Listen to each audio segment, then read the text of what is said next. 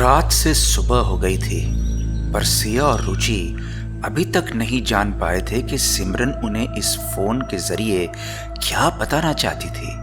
Message, phone gallery सब कुछ check कर लिया था, पर कहीं कोई यूनिक बात नहीं थी। कॉल लिस्ट में कुछ अननोन नंबर्स थे, पर ऐसा एक भी नंबर नहीं था जिस पर बार बार फोन किया हो या जहां से फोन आया हो। उस फोन में ऐसी कोई इंफॉर्मेशन नहीं थी जो किसी तरफ इशारा करती हो। सिया फ्रस्ट्रेट हो गई थी। क्या बताना चाहती है सिमरन दीदी, क्यों मैं नहीं समझ पा रही हूं। रुचि ने तब एक सजेशन दिया। सिया, मेरे हिसाब से तुम्हें रंजीत ठाकुर को कॉल करना चाहिए। He is a cop. वो ऐसी चीजों से हर रोज डील करता है। I am sure he can help us. Siya को रुचि की बात सही लगी। उसने घड़ी में देखा 8 बज रहे थे। ये सही वक्त था रंजीत को फोन करने का। सिया ने रंजीत के मोबाइल पर फोन किया। उसका फोन बंद था। आप जिस व्यक्ति को कॉल कर रहे हैं उनका नंबर सेवा में नहीं। सिया को थोड़ा अजीब लगा। रंजीत का फोन इसके पहले कभी बंद नहीं आया। उसने तभी सफदरजंग पुलिस स्टेशन कॉल किया। एक कांस्टेबल ने फोन उठाया। सिया ने कहा, हेलो, क्या मैं एसएचओ रंजीत ठाकुर से बात कर सकती हूँ? मैडम जी, रंजीत साहब तो यहाँ है नहीं, कांस्टेबल ने जवाब दिया। क्या मतलब? सिया ने कहा। अरे मैडम जी, रंजीत सर का तो प्रमोशन हो गया है, बम्बई जा रहे हैं। नए एसएचओ सर 1 हफ्ते बाद आएंगे, तो तब फोन करना। इतना कहकर कांस्टेबल ने फोन रख दिया। सिया थोड़ी देर कुछ नहीं बोल पाई। She was in shock. इतना तो वो भी जानती थी कि इस वक्त रंजीत ठाकुर का प्रमोशन सिर्फ एक इत्तेफाक तो नहीं हो सकता। रंजीत की जिंदगी अब बक्सों में आ गई थी। उसके घर में चारों तरफ सामान से भरे बॉक्सेस थे। एक शहर से दूसरे शहर शिफ्ट करना कोई आसान काम नहीं था, और वो अपनी बुक शेल्फ की किताबें निकाल रहा था, तभी वहाँ सिया आ गई। रंजीत उसे देखकर थोड़ा चौंक गया। तुम यहाँ क्या कर रही हो? और मेरा एड्रेस कहाँ से मिला तुम्हें? सिया के चेहरे पर हल्की सी हंसी थी जब उसने कहा, सर, ऐसा कौन सा काम है जो 500 रुपए का नोट नहीं कर सकता, and that too in a police station. Ranjit हंस दिया। उसने सिया को बैठने के लिए कहा, पर सिया वहीं खड़ी रही। उसने थोड़ी नाराजगी के साथ कहा, आप क्यों जा रहे हैं सर? आई नो प्रमोशन आपके करियर के लिए अच्छा है, पर रंजीत ने सिया की बात काट दी। प्रमोशन? सिर्फ कहने के लिए मेरा प्रमोशन हुआ है, मगर सच्चाई ये है कि इस केस से हटाने के लिए मुझे दिल्ली से बाहर भेजा जा रहा है। सिया ये सुनकर हैरान थी, और रंजीत सिया के लिए परेशान था। Siya, I am really worried for you. मैं तुम्हें कॉल करने ही वाला था।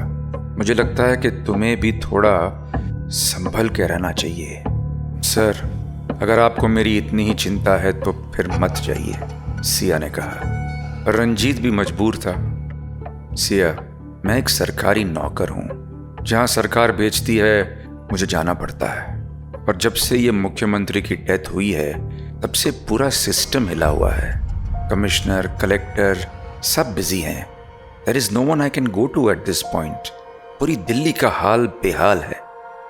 सिया इतने दिनों में पुलिस सिस्टम को अच्छे से समझ गई थी, इसलिए उसने आगे बहस नहीं की। उन दोनों के बीच भले ही एक प्रोफेशनल रिलेशनशिप हो, पर इन कुछ दिनों में वो दोनों एक दूसरे से इतना तो जुड़ गए थे कि दूर जाने पर थोड़ी तकलीफ हो।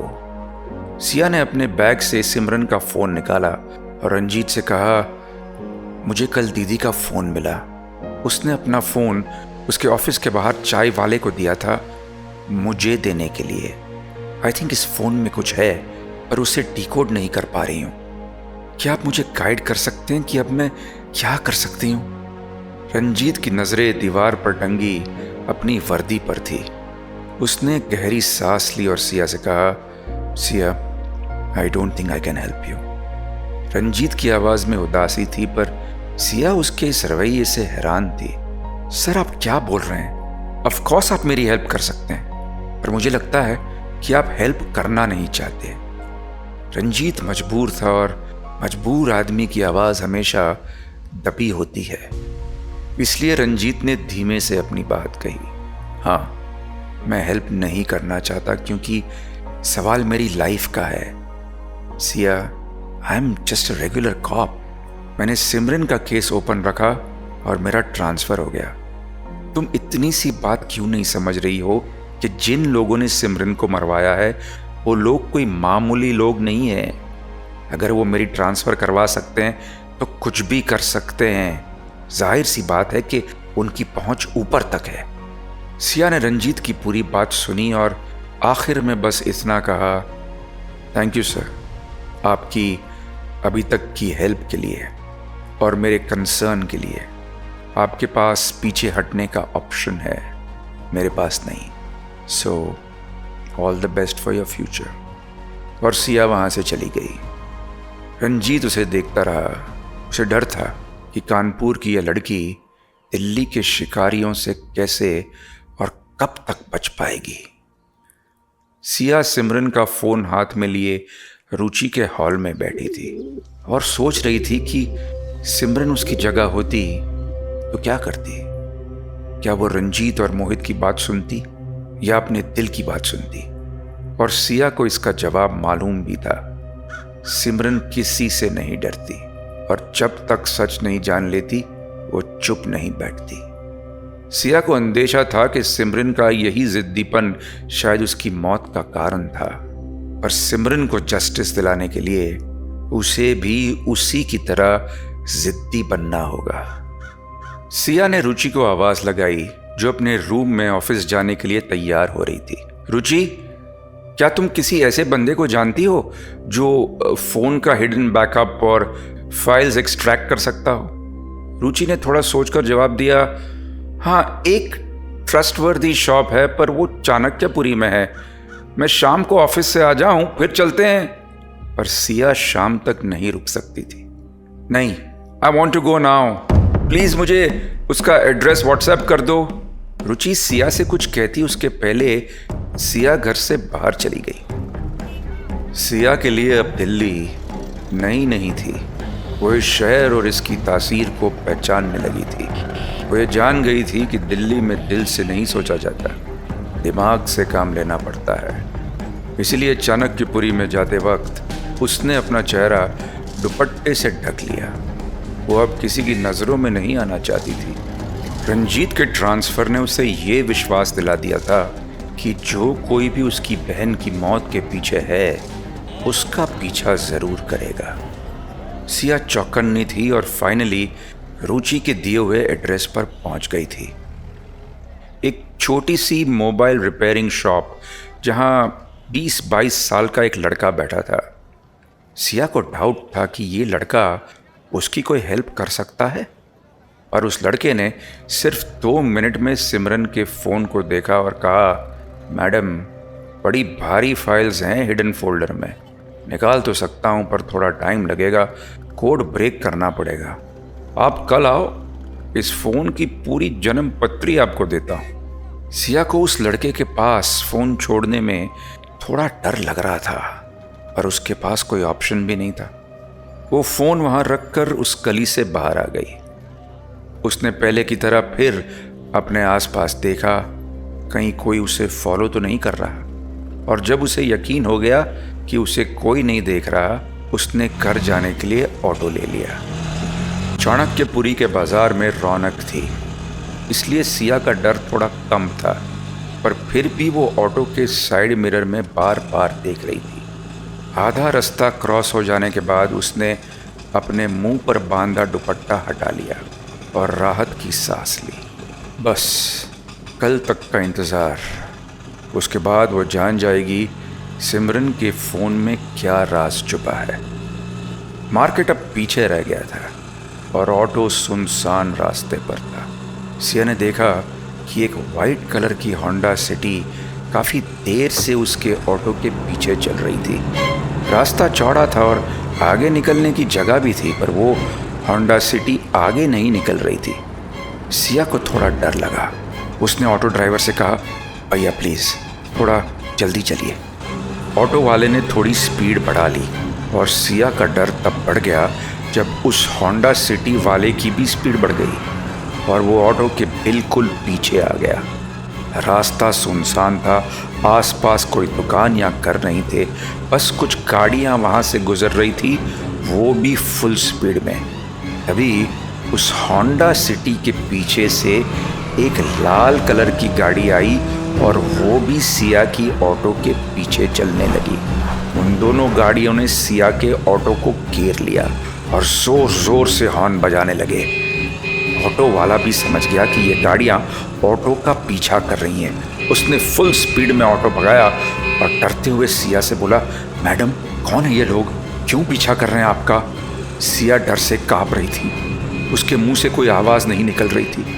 उसने हड़बड़ाकर अपने बैग से फ़ोन निकाला और उसे समझ नहीं आया कि वो फ़ोन किसे करे। कांपते हाथों से उसने रुचि का नंबर निकाला और वो कॉल करती उसके पहले ही ऑटो से एक जोरदार टक्कर हुई और उसका फ़ोन नीचे गिर गया। वो गाड़ियाँ अब ऑटो के पीछे नहीं बल्कि दोनों साइड्स में आ गईं और एक के बाद एक ऑटो को टक्कर देने लगी। ऑटो वाले के लिए ड्राइविंग करना मुश्किल हो रहा था। वो भी डर के मारे चीख रहा था, क्या कर रहे हैं साले, क्यों पीछे पड़े हुए हैं? सिया ने दोनों हाथों से ऑटो को पकड़ रखा था। वो जोर जोर से चिल्लाना चाह रही थी, हेल्प हेल्प, कोई हेल्प करो हमारी, पर उसके मुंह से कोई शब्द नहीं निकला। दोनों गाड़ियों के बीच ऑटो दबने लगा था। तभी लाल गाड़ी की बैक सीट का शीशा नीचे हुआ और एक दाढ़ी वाला आदमी सिया को देखकर हंसने लगा। उस आदमी को सिया का डर देखकर मजा आ रहा था। गाड़ी के अंदर 4-5 आदमी थे और उतने ही आदमी वो सफ़ेद गाड़ी में थे। गाड़ी वाले आदमी ने अपनी पिस्तौल खिड़की से बाहर निकाली और सिया की ओर तान दी। सिया जोरों से चिल्लाने लगी और सिया की चीख के साथ ही उस आदमी की हंसी भी बढ़ गई। बस एक झटके में वो सिया की जिंदगी ख़त्म कर सकता था। पर तभी सिया का ऑटो रुक गया और वो दोनों गाड़ियां भी रुक गई। सड़क के बीचों बीच रंजीत अपनी पुलिस जीप के बाहर पिस्तौल लिए खड़ा था। पुलिस जीप देखते ही वो दोनों गाड़ियां रिवर्स में भागने लगी। रंजीत ने उन्हें रोकने के लिए शॉट्स फायर किए पर वो लोग भागने में कामयाब हो गए। सीट के कोने में बैठी सिया शौक में थी, उसकी सांसें तेज थी और वो कांप रही थी। रंजीत ने आकर उसे संभालने की कोशिश की। सिया डोंट वरी, वो लोग चले गए, you can come out of the auto now. पर सिया वहां से हिली नहीं। वो इतनी डरी हुई थी कि उसे रंजीत पर भी भरोसा नहीं था। रंजीत सिया के पास आकर ऑटो में बैठ गया और उसने माफ़ी मांगते हुए कहा, आई एम सॉरी, मैंने पहले तुम्हारी हेल्प नहीं की, पर अब तुम्हें डरने की कोई ज़रूरत नहीं, मैं यहीं हूँ। रंजीत की बात सुनकर सिया फूट फूट के रोने लगी, जैसे बच्चे रोते हैं बुरे सपने के बाद उठकर।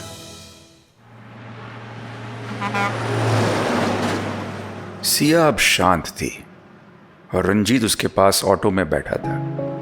रंजीत ने कहा, सिया, सिमरन के कातिलों को ढूंढने के लिए हमारे पास सिर्फ 1 हफ्ता है। इस वीक के बाद मुझे मुंबई शिफ्ट होना पड़ेगा। कल नए सीएम की ओथ सेरेमनी है और उसके बाद वेलकम प्रोसेस। पूरा पुलिस डिपार्टमेंट वहां बिजी रहेगा and I think this is the best time to act. Ranjit की बात सुनकर सिया के दिल में एक बार फिर उम्मीद वाली धड़कन जगी थी। उसने रंजीत से पूछा, तो मतलब आप मेरी मदद करेंगे? रंजीत ने जवाब दिया, मेरे पास भी कोई ऑप्शन नहीं है सिया। अगली सुबह दिल्ली वालों के लिए नई थी, क्योंकि आज उन्हें मिलने वाला था उनका नया मुख्यमंत्री प्राण अग्निवंशी, अविनाश अग्निवंशी का एक लौता बेटा। अविनाश एक ईमानदार, खुददार और लोकप्रिय नेता था। ना सिर्फ उसकी पार्टी जय हिंद के लोग उसका सम्मान करते थे, बल्कि विपक्ष के नेता भी अविनाश के खिलाफ बोलने से हिचकिचाते थे। अविनाश वो लीडर था जिसने आम आदमी के घर से लेकर कॉरपोरेट वर्ल्ड तक हर जगह अपनी साख मजबूत की थी। आज से ठीक 20 दिन पहले अविनाश अग्निवंशी को मंदिर जाते वक्त रास्ते में हार्ट अटैक आया और कुछ ही पल में उसकी मौत हो गई। ये जय हिंद पार्टी और पूरी दिल्ली शहर के लिए एक गहरा झटका था, लेकिन राजनीति में शौक और जश्न दोनों के लिए किसी के पास ज्यादा वक्त नहीं होता। इसलिए पार्टी के सीनियर मैनेजमेंट ने फटाफट सलाह मशवरा किया और जैसे सबकी उम्मीद थी, उन्होंने अविनाश अग्निवंशी के युवा और काबिल बेटे प्राण अग्निवंशी को नया सीएम बनाने का फैसला ले लिया। प्राण दिखने में तो अपने पिता अविनाश की तरह था, पर उसका काम करने का तरीका उनसे बिल्कुल अलग था। प्राण अपने पिता का नाम, जय हिंद पार्टी और सीएम की कुर्सी की ताकत अच्छी तरह पहचानता था। प्राण के शपथ ग्रहण समारोह के लिए रामलीला मैदान को दुल्हन की तरह सजाया गया। लोगों की इतनी भीड़ थी कि वो मैदान किसी छोटे स्टेडियम सा लग रहा था। वो सारे लोग वहाँ अविनाश अग्निवंशी के कारण थे। आगे की 10 लाइंस में नेता, बिजनेस टाइकून्स और शहर के अरबपति थे। रंजीत और दिल्ली शहर की पुलिस भी वहाँ तैनात थी। प्राण अपने काफिले के साथ रामलीला मैदान पहुँच गया था। वो अपनी गाड़ी में पिछली सीट पर बैठा था और अपने नाम के नारों की आवाज़ सुनकर उसके चेहरे पर हंसी थी, गुरूर था। प्राण अग्निवंशी जिंदाबाद, प्राण अग्निवंशी जिंदाबाद। उसे विरासत में पूरी दिल्ली और दिल्ली वालों का प्यार मिला था। उसके पिए रामशंकर ने गाड़ी से उतरकर प्राण के लिए गाड़ी का दरवाज़ा खोला और दरवाज़ा खोलते ही प्राण की हंसी गायब हो गई। सामने हर्ष बंसल खड़ा था।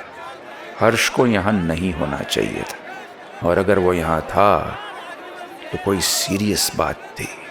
प्राण गाड़ी से उतरा और उसने धीरे से रामशंकर को कहा, हर्ष को स्टेज के पीछे लेकर आओ। प्राण और हर्ष स्टेज के पीछे थे, अकेले। प्राण ने कड़क आवाज में कहा, क्या बात है? हर्ष ने जवाब दिया, जैसा आपने कहा था वैसा ही हुआ। इंस्पेक्टर रंजीत का ट्रांसफ़र तो हो गया, 1 हफ्ते में फॉर्मेलिटीज़ भी पूरी हो जाएगी and he will be out of Delhi. पर बस एक प्रॉब्लम है। क्या? प्राण ने तपाक से पूछा। हर्ष हिचकिचाया। वो सिमरन का फ़ोन नहीं मिल रहा है। हर जगह ढूंढ लिया पर कहीं नहीं है। प्राण कुछ देर चुप रहा। वो कुछ सोच रहा था। उसने सवाल किया, और उसकी बहन, क्या नाम है उसका? वो सिया। सिया नाम है उसका, हर्ष ने कहा। वो यहीं है, पर उससे कोई प्रॉब्लम नहीं। उसकी बहन जैसी नहीं है वो कुछ नहीं कर पाएगी। हर्ष का जवाब सुनकर प्राण खुश नहीं था। वो सिमरन की बहन है, एक ही खून है दोनों का। वो फ़ोन उसके पास है, तभी तो वो अभी तक यहाँ है। I need that phone at any cost. और इस सिया को भी सिमरन के पास भेजने की तैयारी करो, बट नॉट राइट नाउ। इस वक्त हमें केयरफुल रहना है। सब चुपचाप होना चाहिए। I don't want any scandal right now. इतना कहकर प्राण स्टेज पर चला गया, मुख्यमंत्री पद की शपथ लेने। और रहा सवाल सिया और रंजीत का, दोनों इस बात से अनजान थे कि उनका दुश्मन कोई गुंडा या गैंगस्टर नहीं, बल्कि दिल्ली का मुख्यमंत्री प्राण अग्निवंशी है। आगे क्या होगा जानने के लिए tune into the audio film project with director Vikram Bhatt, Monday to Saturday रात 9 बजे। साथ ही से सुनिए रेड एफएम इंडिया और सभी लीडिंग पॉडकास्ट ऐप्स पर। रेड एफएम, बजाते रहो।